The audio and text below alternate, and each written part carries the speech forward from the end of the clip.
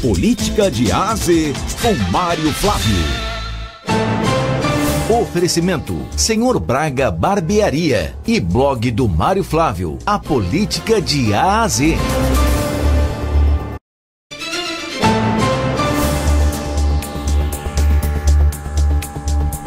Pesquisa para o Senado empolga pré-candidatos. Mário Flávio, bom dia.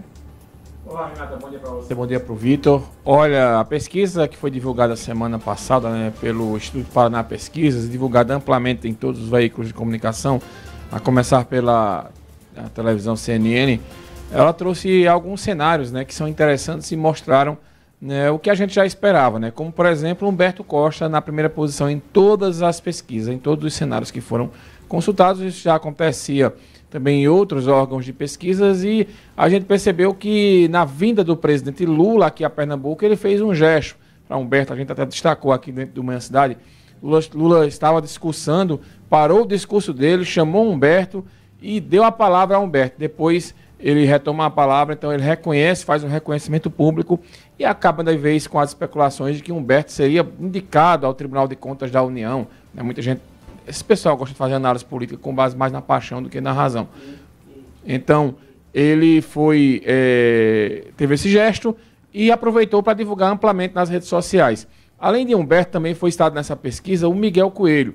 Miguel Coelho, que vem, inclusive, dando uma série de entrevistas, concedendo uma série de entrevistas em várias emissoras do estado. Inclusive, aqui na Cidade FM, ele bateu um papo com a gente, faz mais ou menos uns 15 dias, e Miguel Coelho vem fazendo isso e destacando também que já está fechado com o João Campos. Independentemente do rumo que siga aí a Federação União Brasil, que é o partido dele, Progressistas, Miguel Coelho confirmou que está fechado com o João Campos e descartou qualquer aliança com a governadora Raquel Lira.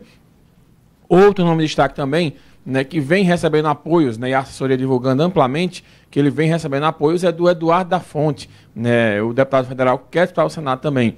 Inclusive, Vitor e Renata, eu divulguei no meu blog na última quinta-feira que o Eduardo da Fonte já fez as exigências à governadora Raquel para que a federação fique no palanque dele. Mais 2 secretarias no governo do estado. Se a governadora conceder, aí ele vai trabalhar para que a federação fique com Raquel. Mas Eduardo da Fonte também vem divulgando amplamente informações aí sobre apoios que ele vem recebendo de prefeitos e lideranças nessa possível pré-candidatura. Sem falar que esse blocão de políticos aí que vai ser formado pela Federação União Brasil e PP vai ser o mais forte na eleição do Brasil ano que vem.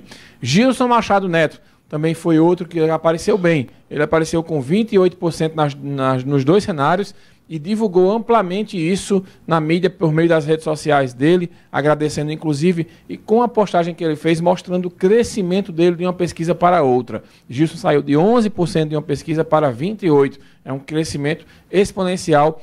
E acredito eu, Vitor e Renata, que aquela prisão dele, que até hoje muita gente considera inadequada e fora dos padrões, acabou alavancando o nome de Gilson Machado aí de uma certa maneira.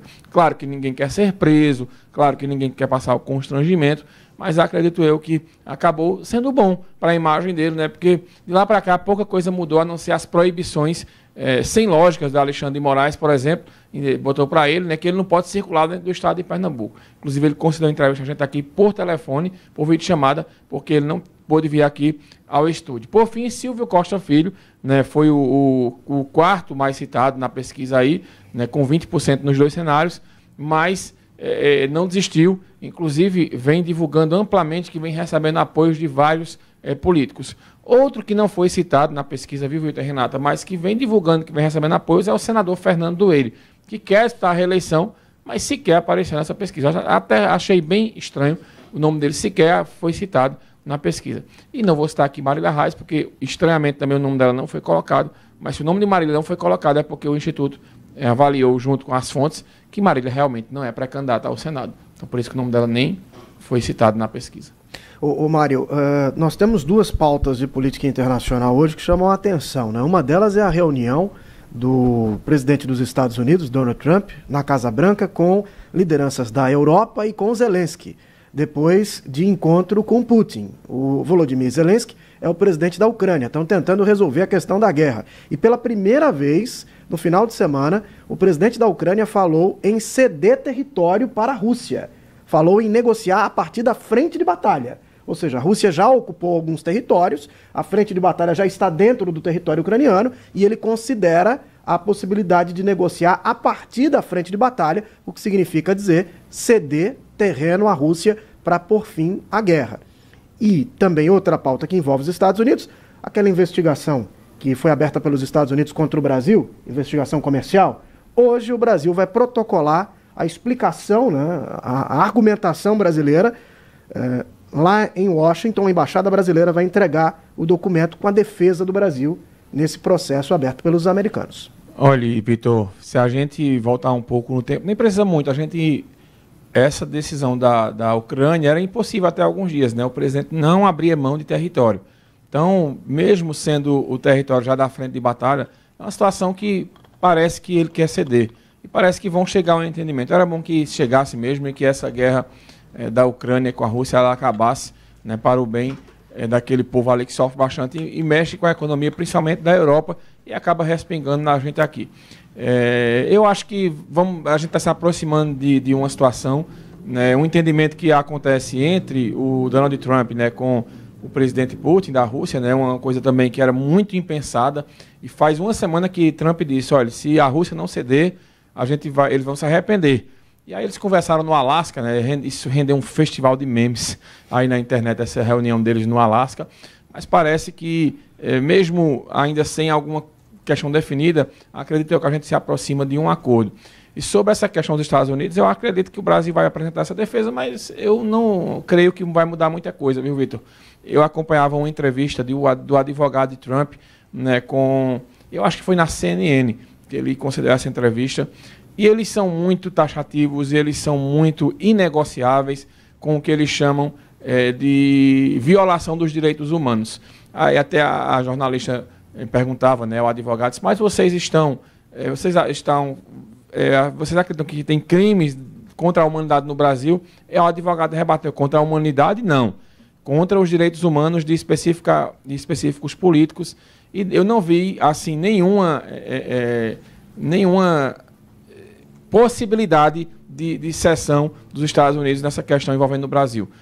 Acredito eu que eles não vão ceder, né, eles vão receber lá, eles estão com uma ideia muito fixa do que vem acontecendo no Brasil, né, e acho que as últimas 2 semanas, as falas do presidente Lula em vários eventos, eu acho que elas acabaram contribuindo, estou discutindo aqui a questão da soberania do país e tal, mas estou dizendo que as falas no calor da emoção, o presidente Lula, ele viu, e a cúpula da comunicação dele, ele viu nessa história de Trump uma maneira de melhorar a popularidade dele, o que não aconteceu. As pesquisas que foram divulgadas até agora, a Folha de São Paulo divulgou uma pesquisa na última sexta-feira, aliás, no sábado, que mostra que pouco mudou. A avaliação negativa do presidente Lula ela continua em 40%, ela oscilou dentro da margem de erro, e a positiva também. E outra pesquisa que foi, quando foi perguntado pelo Datafolha quem é o maior culpado pelo tarifaço, eu confesso que eu fiquei surpreso. Eu pensei que o pessoal ia colocar a culpa no filho do Bolsonaro, até no próprio Bolsonaro, mas Lula apareceu em primeiro lugar como sendo o principal culpado, vindo do Eduardo Bolsonaro, na sequência o próprio Bolsonaro e depois o Alexandre de Moraes. Então isso mostra definitivamente que o Brasil segue muito dividido, mas que o presidente Lula ainda não conseguiu tirar proveito, mesmo com esse argumento que a soberania não pode ser afetada. Quando uma pesquisa sai e coloca ele como principal culpado dessa história do tarifaço, mostra que não vem surtindo efeito. Então o governo precisa rever a política de comunicação, porque essa história de como ela está sendo guiada não está pegando bem para o governo, pelo menos nas pesquisas de intenção de voto. E eu circulo muito, viu, Vitor? Eu circulo no meio empresarial, no meio jornalístico, também acompanho muito, principalmente no meio do futebol, pessoas de várias classes, né, que eu converso, e as pessoas elas são muito divididas, mas ainda a gente não percebe que a política de comunicação, como o governo pensou que iria funcionar, ela vem reagindo. Foram feitas várias peças publicitárias aí do governo, né, com essa história da soberania, algumas até tirando onda com o governo norte-americano, que eu acho que não devia ser esse caminho, mas até agora não vem surtindo efeito. Então acredito que pouco vai adiantar essa defesa do Brasil hoje, porque os Estados Unidos já têm uma visão muito formada dessa crise que acontece entre os dois países. E por fim, na pauta local, a gente vai ter uma semana decisiva na Assembleia no que diz respeito àquela CPI, né, que foi criada lá para a questão da publicidade, com o governo do Estado, a base do governo indicando os nomes para a CPI, também a oposição, mas acredito que o governo Raquel Lira vai começar essa CPI bem fortalecido, principalmente com aquela mudança que aconteceu lá no PL, de liderança, com o PL indicando deputados que têm uma visão mais alinhada com o governo e deixando de fora os que têm uma visão mais oposicionistas, digamos assim. Mário Flávio, obrigado, Mário.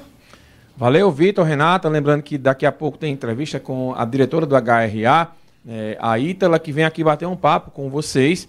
Então, se você tem dúvida, a Ítala Gomes, se vocês têm dúvidas aí sobre questões envolvendo o Hospital Regional do Agreste, mandem perguntas, né, que Vitor e Renata fará a Ítala Gomes às 8h30. Entrevista muito boa aqui para a gente debater como anda o funcionamento da maior emergência do interior do estado. Um abraço para vocês e até amanhã. Até amanhã, Mário. Manhã Cidade. Política de A a Z com Mário Flávio. Oferecimento: Senhor Braga Barbearia e blog do Mário Flávio. A política de A a Z.